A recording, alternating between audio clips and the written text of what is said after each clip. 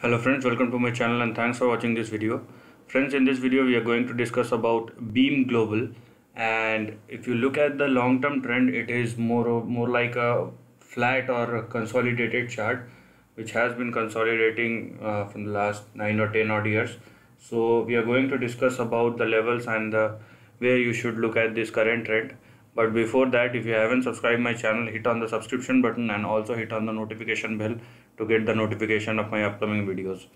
Now looking at the chart, here you have the chart. Okay, simply have a look at it, and what you will find that this particular stock has been moving in between a range, and if the range is like this, that it has been consolidating for couple of years or more than couple of years, couple of decades sometime, then you should restrict yourself within that range. Okay, now in a simple way, the way in which we should understand here is this. Okay, so first let's look at the support levels, then we are going to discuss about the overall thing.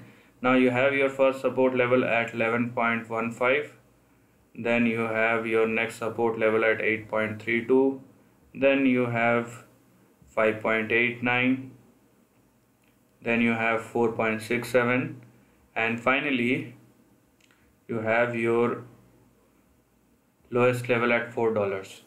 So these are all the lower levels, so support levels, which one should look at, and there is a very big probability that it could retest its low. Why? Because it has done couple of times in the past 9 or 10 odd years, because it's a long term flat kind of chart where it has been consolidating inside a particular range.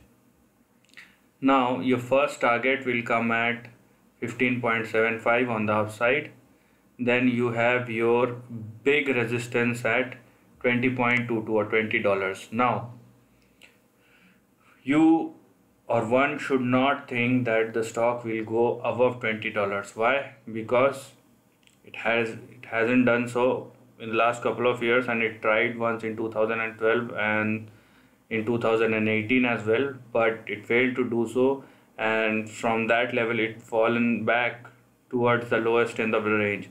So first of all, these are the levels on the upside and on the downside,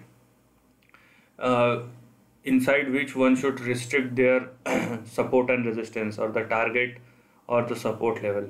Okay, in any exceptional case, if the stock succeeded to make a breakout above $21 on the upside and sustain above $20, then we are going to look, or we are going to see $28, and simultaneously after that $41 on the upside.